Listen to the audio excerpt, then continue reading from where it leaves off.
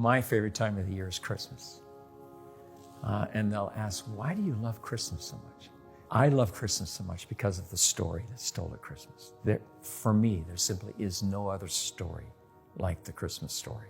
If people want to read that story again, I'll just give you a quick review of how to do that. It's told in Matthew and Luke. It's told in Matthew 1-2 and Luke 1-2. But this is the order in which you read it. Luke 1, the angel comes to Mary. Matthew 1, the angel comes to Joseph. Luke 2, they go to Bethlehem and Jesus is born.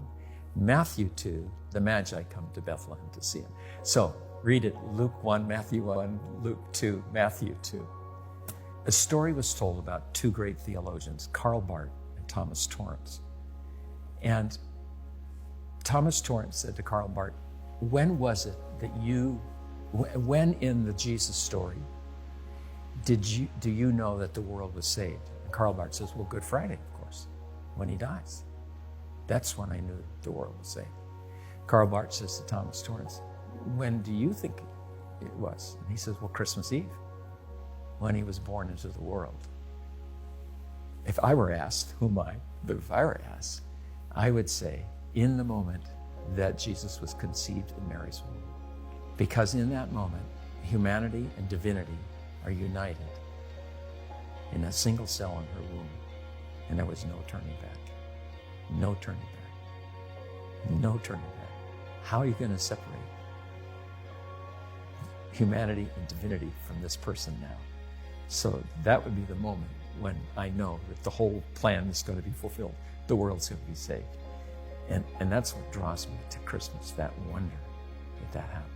Now, Christmas, we always say, is the birth, and it is, but it's also part of his conception. So that we know that moment and in that night that all will be well. All will be well. God is going to have his way. For 1,000 years of church history, New Year's Eve, following on Christmas Eve, New Year's Eve was March 26th. Because March 26th is the celebration of the conception of Jesus in Mary's womb. That was the beginning of the new era in that very moment.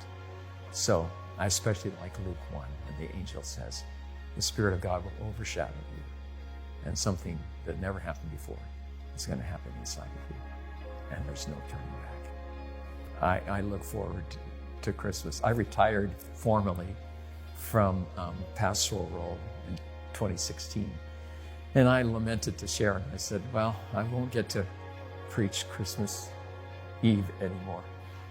And I have had the privilege of preaching every Christmas Eve since, and I even get to this time.